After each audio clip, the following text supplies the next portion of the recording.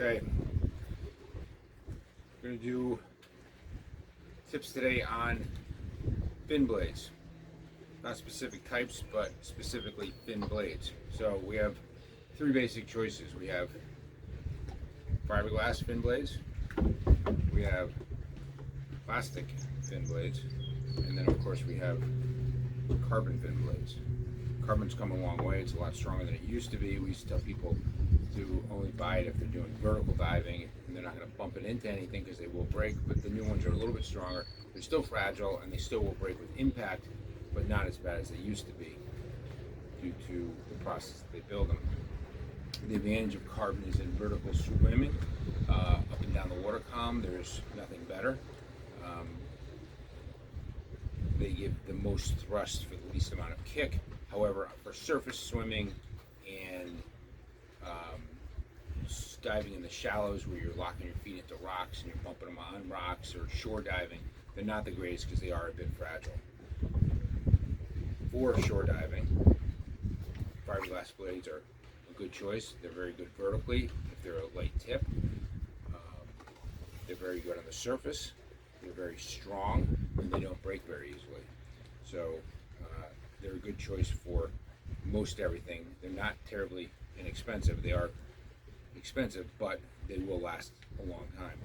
And then plastics are more of an entry-level type of blade. However, the new plastics, or some of the new plastics, are actually very good and function really well. These are good for diving. I usually tell people to 60 feet or so.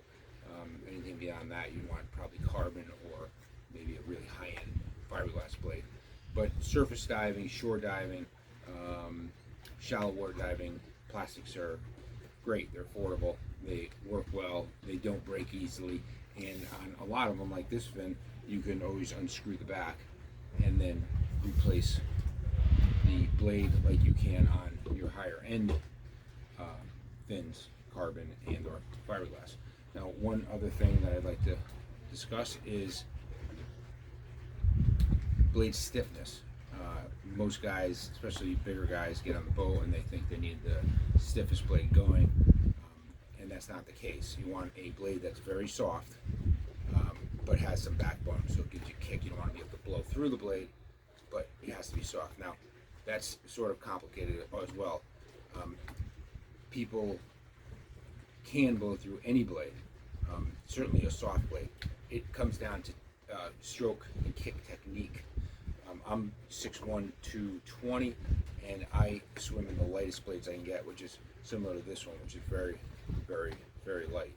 And that is much better than a medium or stiff blade if you kick properly. Proper kick is something we can discuss at another time, but generally you want a light blade with a proper kick. Will give you the most thrust with the least amount of energy, and that's important to us, obviously, as freedivers. Okay, if you have any questions, feel free to comment. Thanks for watching.